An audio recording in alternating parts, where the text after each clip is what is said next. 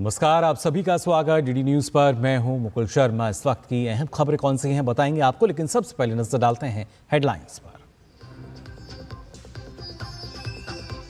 जम्मू कश्मीर विधानसभा के पहले चरण के लिए चुनाव प्रचार तेज। प्रधानमंत्री नरेंद्र मोदी आज डोडा में करेंगे चुनावी रैली, अन्य दलों के नेता भी करेंगे रैली।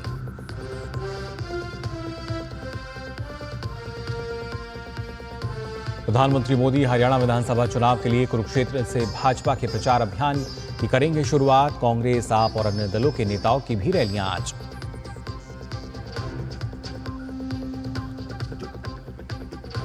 जम्मू कश्मीर के किश्तवाड़ में आतंकवादियों का कायराना हमला, 2 जवान शहीद, 2 गंभीर रूप से घायल।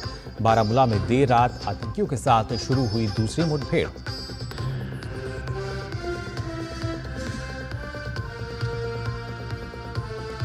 हिंदी के राजभाषा बनने के 75 साल पूरे। गृह मंत्री अमित शाह आज राजभाषा हीरक जयंती समारोह और चौथे अखिल भारतीय राजभाषा सम्मेलन के उद्घाटन सत्र को करेंगे संबोधित।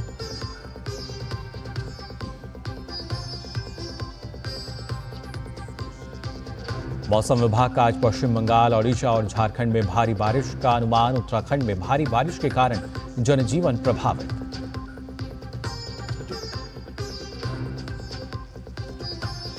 विश्व स्वास्थ्य संगठन ने पहले एमपॉक्स टीके को दी मंजूरी। अफ्रीका और बाकी जगहों पर बीमारी से लड़ाई में अहम ये कदम।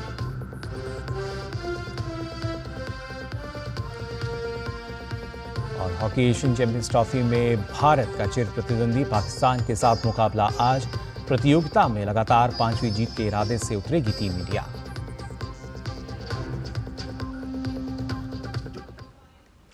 और आइए खबरें देखते हैं विस्तार से। प्रधानमंत्री नरेंद्र मोदी आज आगामी विधानसभा चुनाव के मद्देनजर आज जम्मू और हरियाणा में चुनावी जनसभाओं को संबोधित करेंगे। प्रधानमंत्री आज जम्मू के डोडा में चुनावी जनसभा को संबोधित करेंगे। इसके साथ ही प्रधानमंत्री हरियाणा के कुरुक्षेत्र में भी जनसभा को संबोधित करेंगे। जम्मू कश्मीर में 3 चरणों में विधानसभा चुनाव होना है। राज्य में 18 सितंबर, 25 सितंबर और 1 अक्टूबर को मतदान होगा। वहीं हरियाणा में 1 चरण में यानी 5 अक्टूबर को मतदान होगा। दोनों राज्यों की मतगणना 8 अक्टूबर को होगी।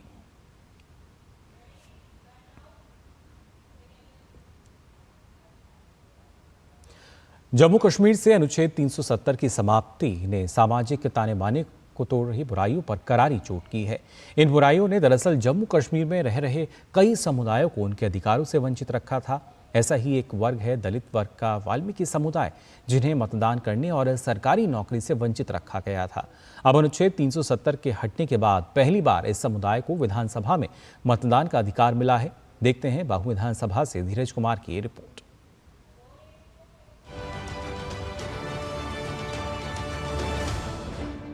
अनुच्छेद 370 की बेड़ियां कटी, अरमान हो रहे हैं पूरे। 63 साल बाद सम्मान से जीने की राह खुलने के बाद वाल्मीकि समाज खुश। अनुच्छेद 370 हटने के बाद वाल्मीकि समाज को मूल निवासी होने का मिला अधिकार। झाड़ू थामने वाले बच्चों का अब डॉक्टर, इंजीनियर बनने का सपना हो रहा साकार। विधानसभा चुनाव में पहली बार वाल्मीकि समाज बन रहा है लोकतंत्र के महापर्व में भागीदार। बात सन 1957 की है। जम्मू कश्मीर में सफाई कर्मियों की हड़ताल थी जो महीनों चली। जम्मू कश्मीर की गलियां कचरे से भर गईं। परेशान जम्मू कश्मीर की तत्कालीन सरकार ने 1957 में पंजाब के गुरदासपुर और अमृतसर से सफाई कर्मचारियों को लाने का फैसला लिया। 272 सफाई कर्मचारी बुलाए गए, जिन्हें तंग गलियों में जगह तो नसीब हो गई, लेकिन अनुच्छेद 370 की बंदिशों ने राज्य की नागरिकता, नौकरी और विधानसभा में मतदान जैसे अधिकारों से दूर रखा। ये पहली बार हो रहा है पिछले 70 सालों में कि हमारा समाज जो वाल्मीकि समाज है वो पहली बार यहाँ विधानसभा के चुनाव में हिस्सा ले रहा, वोट कर रहा है। तो इसके पीछे और साफ क्लैरिटी है कि अगर धारा 370 35A ना हटती तो हमारा समाज सिर्फ और सिर्फ गंदगी उठाने के लिए लाया था, गंदगी उठा रहा था और गंदगी उठाते ही वो उसकी मृत्यु हो जाती थी। वाल्मीकि समाज की बेटी और LLB की छात्रा मीना भट्टी कहती हैं कि शहर की गंदगी मिटाते मिटाते हमारी कई पीढ़ियां मिट गईं, 99% अंक हासिल करने वाले बच्चे भी नौकरी से दूर रखे गए और उन्हें मतदान से भी दूर रखा गया। इंडिया जो है वो एक डेमोक्रेटिक स्टेट है, तो जब उनके जो नागरिक हैं, सिटीजन्स हैं, उनको ये राइट ही नहीं है, तो फिर ये डेमोक्रेसी कैसे हुई? हमें पहली बार अब वोटिंग का राइट मिला है और हम बीजेपी गवर्नमेंट के थैंकफुल हैं कि उन्होंने हमें ये इतना बड़ा तोहफा दिया। बाहू विधानसभा की इन तंग गलियों में 4000 की आबादी वाले वाल्मीकि समुदाय की बस्ती है। बाहू विधानसभा के भाजपा प्रत्याशी विक्रम रंधावा कहते हैं कि वाल्मीकि समाज को पिछली सरकारों ने कठपुतली बनाकर रखा, बीजेपी ने उसे अधिकार दिया है। वाल्मीकि समाज को जीवन दिया है आदरणीय प्रधानमंत्री जी ने, क्योंकि पिछली सरकारों ने उनको कठपुतली बना के रखा और जहां तक हो सकता था अपना उनका इस्तेमाल किया, लेकिन आदरणीय प्रधानमंत्री जी ने धारा 370 35A को जड़ से उखाड़कर न सिर्फ वाल्मीकि समाज बल्कि हमारा गोरखा समाज जो कि बिल्कुल पीछे बैठा हुआ था, वेस्ट पाकिस्तानी रिफ्यूजी समाज, आज उन सबको जो है वोटिंग राइट मिला है। कांग्रेस प्रत्याशी तरनजीत सिंह टोनी बाहू से माफिया राज के खात्मे की बात तो करते हैं, लेकिन वाल्मीकि समाज को मतदान से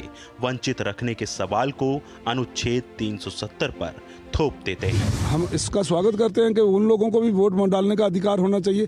कहीं जगह तो कुछ ना कुछ कमियां थी, तो वो कमियां को दूर करके यही तो है पीपल रिप्रेजेंटेशन। अनुच्छेद 370 और 35A की बेड़ियां खत्म होने के बाद वाल्मीकि समाज को कई बाधाओं से मुक्ति मिली है। सबसे अहम विधानसभा के चुनाव में पहली बार ये समाज लोकतंत्र के महापर्व में भागीदार बनेगा। इन बीते 7 दशकों में इन समाज को ना ही नागरिकता का अधिकार मिला, ना ही नौकरी मिली और ना ही वोटिंग का अधिकार। अब कहीं जाकर पहली बार जम्मू कश्मीर के विधानसभा चुनाव में इस समाज को वोटिंग का अधिकार मिला है, तो हर चेहरे पर खुशी है। कैमरामैन राधे कृष्णा के साथ धीरज Kumar, DD news, Jammu.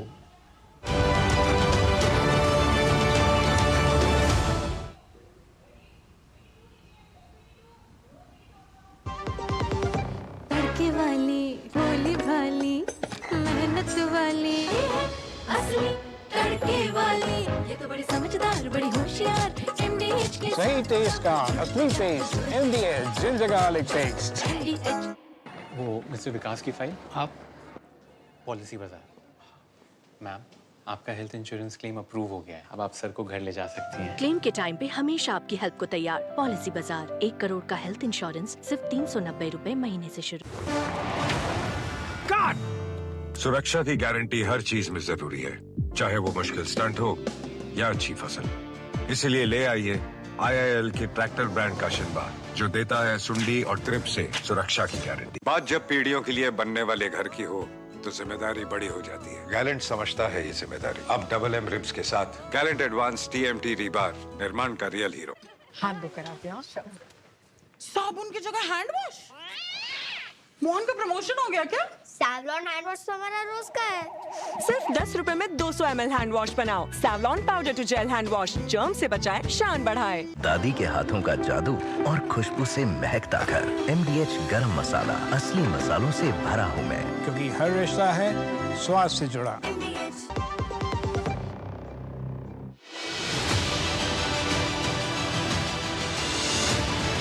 Box office पर किसने मचाया धमाल, कौन हुआ बेहाल, ऑस्कर से गोल्डन ग्लोब तक, कान से इफ्फी तक, बॉक्स ऑफिस की सारी हलचल, सिने जगत की हर खबर। देखिए सिनेमा की दुनिया हर शनिवार दोपहर 3 बजे। वक्रतुंड महाकाय सूर्यकोटि समप्रभा निर्विघ्नं कुरु देव सर्व कार्येषु सर्वदा। कई शहरों में तो ऐसा होता है कि आपको लगभग हर गली में गणेश पंडाल देखने को मिलता। गणेश चतुर्थी ये महज एक त्योहार नहीं है, बल्कि ये वो मंत्र है, ये वो सूत्र है जो पूरे भारत को अपने एक सूत्र में जोड़ रहा है और हमको दिख रहा है वो दिव्य स्वरूप एक भारत श्रेष्ठ भारत का। प्राप्नोत्येव न संशयः।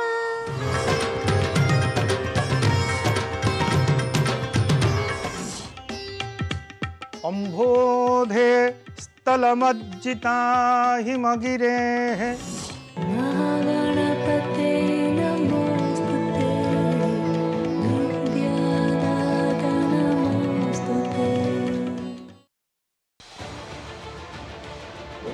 उत्तर से दक्षिण तक, पूर्व से पश्चिम तक, देश हो या दुनिया की खबर है तो पड़ताल जरूरी है। देखिए हमारे साथ मेरे पीछे भारत की सबसे एजेंडा भारत का है और किस तरह से एक नई इस वक्त डीडी न्यूज पर।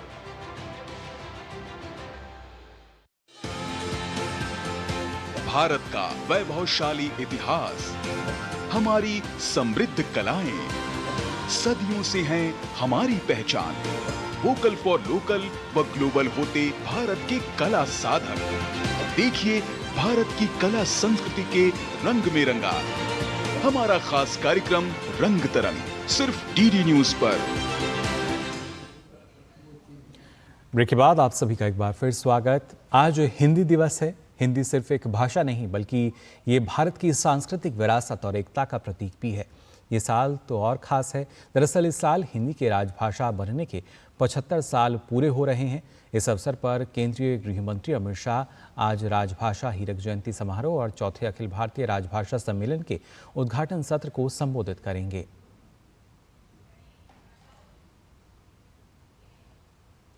आज राष्ट्रीय हिंदी दिवस मनाया जा रहा है।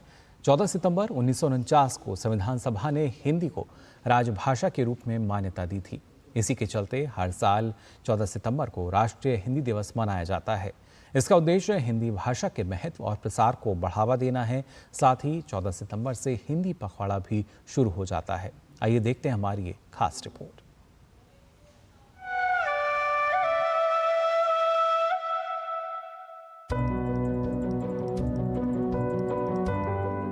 हिंदी हिंदुस्तान की भाषा है। हिंदी उन भाषाओं में शुमार है जो सबसे ज्यादा पढ़ी लिखी और बोली जाती है। हिंदी वो भाषा है जो संस्कृत, प्राकृत, पाली के सहज और सरलतम रूप में आम जनजीवन में घुली मिली हुई है। अनपढ़ से लेकर पढ़ा लिखा व्यक्ति भी हिंदी भाषा को आसानी से बोल समझ लेता है। दरअसल एक भाषा के रूप में हिंदी न सिर्फ भारत की पहचान है बल्कि यह हमारे जीवन मूल्यों, संस्कृति और संस्कारों की सच्ची वाहक भी है।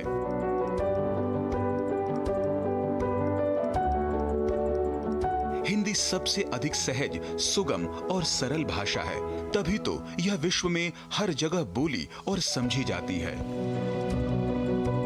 हिंदी के महत्व को समझते हुए ही राष्ट्रपिता महात्मा गांधी ने साल 1918 में हिंदी साहित्य सम्मेलन में हिंदी भाषा को राजभाषा बनाने को कहा था और इसे जनमानस की भाषा भी कहा था। राष्ट्रपिता महात्मा गांधी ने कहा था कि जैसे ब्रिटेन में अंग्रेजी बोली जाती है और सारे कामकाज अंग्रेजी में होते हैं, वैसे ही हिंदी को हमारे देश में राष्ट्रभाषा का सम्मान मिलना चाहिए। भारत में हिंदी दिवस की शुरुआत आजादी के बाद हुई।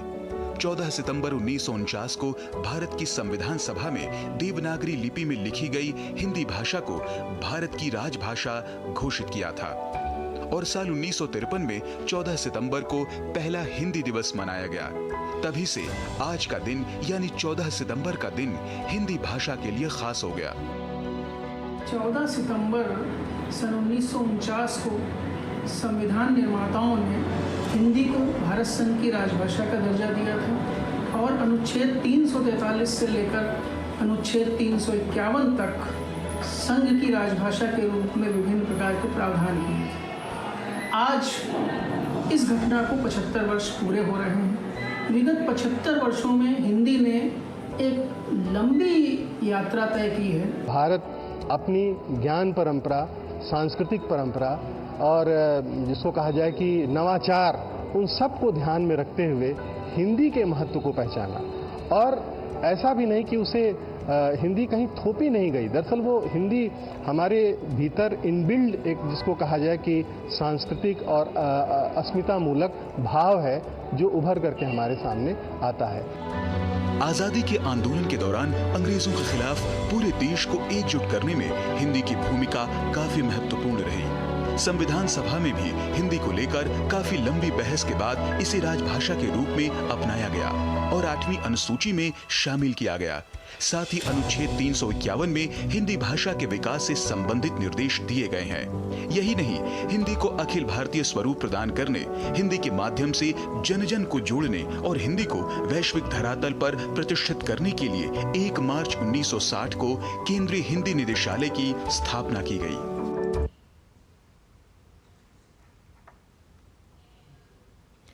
जम्मू कश्मीर के डोडा में प्रधानमंत्री नरेंद्र मोदी की चुनावी रैली से एक दिन पहले शुक्रवार को किश्तवाड़ से 45 किलोमीटर दूर छतरू इलाके में आतंकियों के साथ हुई मुठभेड़ में सेना के 2 जवान शहीद हो गए। गंभीर रूप से घायल 2 अन्य जवानों को एयरलिफ्ट कर उधमपुर के कमान अस्पताल पहुंचाया गया है। छतरू इलाके के नायदा गांव के ऊपरी इलाके के पिगनाल दुगदा जंगल क्षेत्र में आतंकियों की मौजूदगी की सूचना पर सुरक्षा बलों ने ऑपरेशन शाहपुरशाल चलाया था। घेरा सख्त होता देख छिपे आतंकियों ने अंधाधुंध फायरिंग शुरू कर दी। अचानक हुई फायरिंग में 4 जवान घायल हो गए। घायलों को इलाज के लिए अस्पताल पहुंचाया गया। फायरिंग शुरू होने पर सेना के जवानों ने भी मोर्चा संभाला। आतंकियों को मुंहतोड़ जवाब दिया जा रहा है। फिलहाल इलाके का घेराव किया गया है। वहीं बारामूला में भी आतंकियों और सुरक्षा बलों के बीच मुठभेड़ जारी है। कश्मीर जोन की पुलिस ने बताया है कि बारामूला के चकटप्पर क्रीरीपट्टन इलाके में मुठभेड़ शुरू हो गई है। पुलिस और सुरक्षा बल मौके पर मौजूद हैं। केंद्र सरकार रेल कनेक्टिविटी को विस्तार देने के लिए लगातार कदम उठा रही है। इसी क्रम में प्रधानमंत्री नरेंद्र मोदी देश को कई वंदे भारत ट्रेनों की सौगात देने जा रहे हैं। आइए देखते हैं खास रिपोर्ट। नरेंद्र मोदी 15 सितंबर को झारखंड के टाटानगर से 6 वंदे भारत ट्रेनों को हरी झंडी दिखाकर इनकी शुरुआत करेंगे। तो वहीं 16 सितंबर को प्रधानमंत्री गुजरात के अहमदाबाद से 6 वंदे भारत और 1 वंदे मेट्रो ट्रेन का शुभारंभ करेंगे। वंदे भारत ट्रेनें उत्तर प्रदेश, पश्चिम बंगाल, ओडिशा, बिहार, झारखंड, कर्नाटक, तेलंगाना, आंध्र प्रदेश और महाराष्ट्र के कई शहरों को आपस में जोड़ेंगी। इनमें झारखंड के जमशेदपुर से टाटानगर, पटना, भागलपुर से हावड़ा और हावड़ा से गया वंदे भारत एक्सप्रेस ट्रेन शामिल हैं। इस बीच संचालन से पहले ट्रेनों का ट्रायल रन किया गया। देश की पहली वंदे मेट्रो ट्रेन गुजरात के अहमदाबाद और भुज के बीच चलेगी। आधुनिक सुविधाओं से लैस होगी और ये ट्रेन मेट्रो शहरों में चलने वाली मेट्रो ट्रेन की तरह होगी, जो 2 शहरों के बीच चलेगी। ये ट्रेन पूरी तरह से वातानुकूलित होगी और 100 से 150 किलोमीटर प्रति घंटे की रफ्तार से चलेगी। भागलपुर के डीआरएम ने बताया कि ट्रेन अत्याधुनिक सुविधाओं से लैस है और ये काफी सुरक्षित है। इसमें चारों दिशाओं में कैमरे लगाए गए हैं। ये ट्रेन बिल्कुल अत्याधुनिक सुविधाओं से लैस है। सबसे ज़्यादा इम्पोर्टेंट एक तो सबसे सेफ है, इसमें कवच प्रणाली लगा हुआ है और इसका राइडिंग कंफर्ट आप लोगों ने खुद महसूस किया होगा। 110 की स्पीड पे भी आपको कहीं पे नहीं लगा होगा कि ये ट्रेन 110 की स्पीड पे अभी चल रही है। बहुत बड़ी सौगात है। इसके लिए माननीय प्रधानमंत्री जी और माननीय रेल मंत्री जी बिल्कुल धन्यवाद के पात्र हैं। जो भागलपुर की जनता है और इस सेक्शन में जो भी लोग हैं, मुझे लगता है कि ये बहुत बड़ी सौगात दी गई है। नई ट्रेन मिलने से लोगों में भी उत्साह है। लोगों ने इस ट्रेन के बारे में खुशी जाहिर करते हुए कहा कि इससे न सिर्फ समय बचेगा बल्कि ये ट्रेन कारोबारियों के लिए भी लाभदायक है। वंदे भारत ट्रेन तो अच्छी है, हमारे हिसाब से समय कम ले रही है और व्यापारी और जिनको जल्दी पहुंचना है उनके लिए एक अच्छा ऑप्शन भी है। एक और ट्रेन चलने से भी अच्छा ऑप्शन है कि पब्लिक को और ऑप्शन मिलेंगे टिकट्स के लिए। तो मारामारी होती थी। ये बहुत खुशी की बात है कि हमारे छत्तीसगढ़ से अभी जो विशाखापट्टनम वाले जाने वाली जो ट्रेन है वंदे भारत, ये लोगों के लिए बहुत अच्छी बात है और सुविधाजनक भी है लोगों को आने जाने में। और बहुत मतलब जो कठिनाई का सामना करना पड़ता था वो नहीं होगा। अब जल्दी से आवागमन तेज़ी से बढ़ रहा है सरकार के देखते हुए और उनका बहुत बहुत धन्यवाद चाहते हैं पूरे छत्तीसगढ़ की ओर से। ये काफ़ी अच्छी ट्रेन है, सर्विस सुविधाजनक ट्रेन है। व्यापारी और मध्यम वर्ग के लिए काफ़ी अच्छी सुविधा है और कम समय में जो है अपने गंतव्य तक पहुंचने का काम है। व्यापारिक केंद्र के रूप में विशाखापट्टनम जो है अभी डेवलप हो रहा है। सीधे छत्तीसगढ़ से विशाखापट्टनम की ओर जोड़ना बड़ा ही अच्छा माना जा रहा है। वंदे भारत ट्रेन भारतीय रेलवे के लिए एक क्रांतिकारी बदलाव लाई है। इससे न सिर्फ यात्रियों के समय की बचत हुई है, बल्कि सुविधाओं और सुरक्षा में भी ये एक बेहतरीन उदाहरण पेश करती है। Bureau report, DD news. तो ये तो बात हुई बेहतर कनेक्टिविटी की। अब बात करते हैं प्रधानमंत्री आवास योजना को भी लेकर। जी हाँ, प्रधानमंत्री 15 सितंबर को झारखंड के जमशेदपुर से प्रधानमंत्री आवास योजना के अंतर्गत 2 करोड़ नए घरों के आवंटन का शुभारंभ करेंगे। साथ ही पीएम आवास योजना के अंतर्गत झारखंड के 20,000 लाभार्थियों को स्वीकृति पत्रों का वितरण भी करेंगे। नई दिल्ली में आयोजित एक संवाददाता सम्मेलन को संबोधित करते हुए केंद्रीय ग्रामीण विकास मंत्री शिवराज सिंह चौहान ने कहा कि प्रधानमंत्री नरेंद्र मोदी के नेतृत्व में एनडीए सरकार की गरीब कल्याण को लेकर प्रतिबद्धता जाहिर होती है।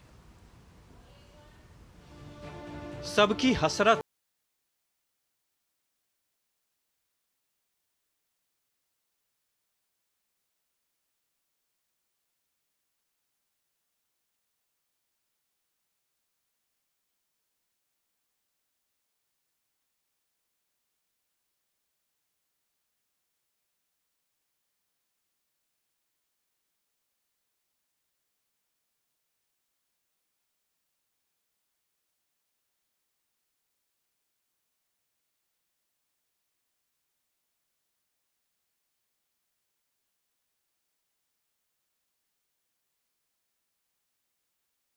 और 1 करोड़ शहरी क्षेत्रों में बनेंगे।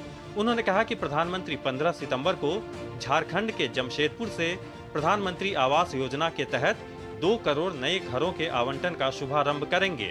साथ ही पीएम आवास योजना के अंतर्गत झारखंड के 20,000 लाभार्थियों को स्वीकृति पत्रों का वितरण भी करेंगे। मकान के निर्माण की राशि के साथ साथ मनरेगा की 90 से 95 दिन तक की मजदूरी दी जाएगी। शौचालय के निर्माण के लिए घर में टॉयलेट हो, अलग राशि प्रदान की जाएगी। हर घर को उज्ज्वला रसोई गैस कनेक्शन अगर नहीं है अभी तक बहन के पास, तो उज्ज्वला रसोई गैस कनेक्शन उपलब्ध कराया जाएगा। पीने का पानी, घर में बिजली, और उसके साथ साथ पीएम सूर्य घर मुफ्त योजना के अंतर्गत सोलर पैनल उसके घर लगे और वो बिजली बना पाए।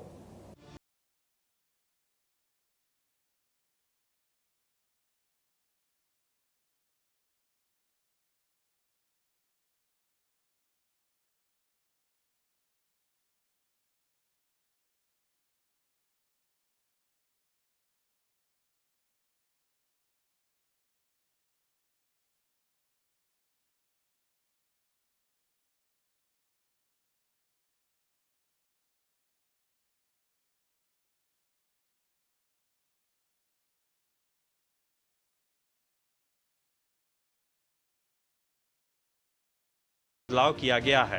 उसमें परिवर्तन किया गया, जैसे पहले जिनके पास दुपहिया वाहन, मोटरसाइकिल, बाइक कुछ होता था तो वो मकान के लिए पात्र नहीं माना जाता था। अभी वो मकान के लिए पात्र होगा। मोटर से चलने वाली नाव भी है, कई मछुआरे भाई बहन होते थे तो वो भी अपात्र हो जाते थे, अब उनको भी पात्रता में शामिल किया जाएगा। 15,000 रुपये तक की भी आमदनी होगी तो वो पात्रता की श्रेणी में शामिल होंगे। और ऐसे किसान जिनके पास 2.5 एकड़ सिंचित जमीन और 5 एकड़ असिंचित जमीन है, वो किसान भी मकान की पात्रता में आएंगे। प्रधान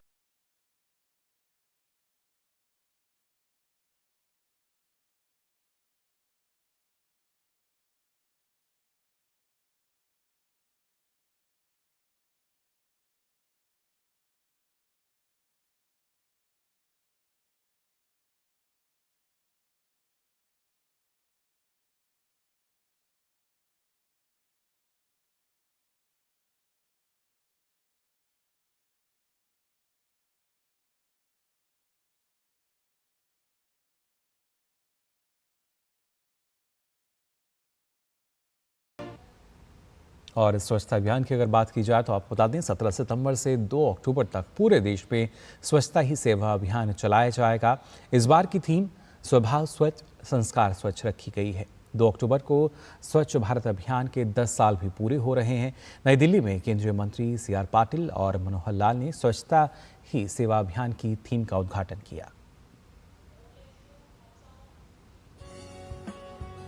स्वच्छ भारत मिशन का एक बड़ा पड़ाव है स्वच्छता ही सेवा, जो प्रधानमंत्री के जन्मदिन से शुरू होकर बापू के जन्मदिन तक चलाया जाता है। 17 सितंबर से 2 अक्टूबर तक एक बार फिर चलेगा स्वच्छता का महाअभियान। इस बार की थीम है स्वभाव स्वच्छता, संस्कार स्वच्छता। इसके अंतर्गत 2 लाख जगहों को क्लीनलीनेस टारगेट यूनिट के रूप में चयनित किया गया है, जिनकी सफाई की जाएगी। जन भागीदारी के अंतर्गत एक पेड़ मां के नाम चलाया जाएगा। स्ट्रीट फूड वाले स्थानों पर स्वच्छता भी स्वाद भी, ये अभियान चलाया जाएगा। सफाई मित्रों के लिए शहरी और ग्रामीण क्षेत्रों में स्वास्थ्य शिविर लगाए जाएंगे। ऐसा टारगेट है कि लगभग 2 लाख स्थान ऐसे बनने वाले हैं जिसको हम CTUs कहेंगे, क्लीनलीनेस टारगेट यूनिट्स। तो ऐसे जो लक्ष्य आधारित जो स्थान तय होंगे, इनको साफ करने के लिए इनका एक डिस्ट्रीब्यूशन किया जाएगा। विभिन्न संस्थाएं इसको अडॉप्ट करेंगी, विभिन्न हमारे एजुकेशनल इंस्टीट्यूशन अडॉप्ट करेंगे, हमारी पंचायतें अडॉप्ट करेंगी। केंद्रीय मंत्री CR पाटिल और मनोहर लाल ने स्वच्छता ही सेवा अभियान की थीम और एंथम का अनावरण किया। साथ ही स्वच्छ भारत अभियान की 10 सालों की सफलता पर आधारित ब्रोशर का अनावरण किया। स्वच्छ भारत जिंगल का उद्घाटन और थीम की वेब पोर्टल का भी लोकार्पण किया। इस अभियान का मकसद स्वच्छ भारत अभियान के 10 सालों की उपलब्धियों को जन जन तक लेकर जाना है। देश भर में लोगों के व्यवहार में स्वच्छता को अंगीकृत कराना है। पहले 5 साल के अंदर जो शौचालय बनने के कारण जब बच्चों को डायरिया का प्रॉब्लम होता था, जब वो बाहर शौच के लिए जाते थे, तो उसमें करीब 3 लाख बच्चों का जो मृत्यु से उनको दूर रखा गया, उनको बचाया गया है। ये अपने आप में बहुत बड़ा फिगर है और ये सरकार का फिगर नहीं है। WHO ने जो रिपोर्ट दिया है उसके अंदर ये बात कही है। अक्टूबर 2014 को प्रधानमंत्री ने हाथ में झाड़ू थामकर स्वच्छ भारत अभियान का शंखनाद किया था। इसके साथ ही विश्व के सबसे बड़े व्यवहार परिवर्तन का महाअभियान शुरू हुआ। पिछले 10 सालों की उपलब्धि पर गौर करें तो अभियान की शुरुआत में जहां स्वच्छता का प्रतिशत 39 था, तो वहीं आज ये आंकड़ा 100% है। स्वच्छ भारत अभियान चरण 1 और चरण 2 में गाँव से जिले और जिले से राज्यों ने खुद को ODF और ODF+ घोषित किया है। Bureau report, DD news. और आपको बता दें, खबरों की दुनिया से जुड़े रहने के लिए आप DD न्यूज़ की खबरें और अपडेट्स YouTube, Facebook, Twitter और Instagram पर भी ये सारी चीज़ें आप देख सकते हैं। और साथ ही साथ आप इनको फॉलो भी कर सकते हैं, सब्सक्राइब भी कर सकते हैं। 24/7 अब आप खबरों से जुड़े रहेंगे DD न्यूज़ के सोशल मीडिया के माध्यम से। फिलहाल के लिए इस बुलेटिन में बस इतना ही, लेकिन देश और दुनिया की तमाम खबरों के लिए आप देखते रहिए DD न्यूज़। मुझे दीजिए अनुमति। नमस्कार।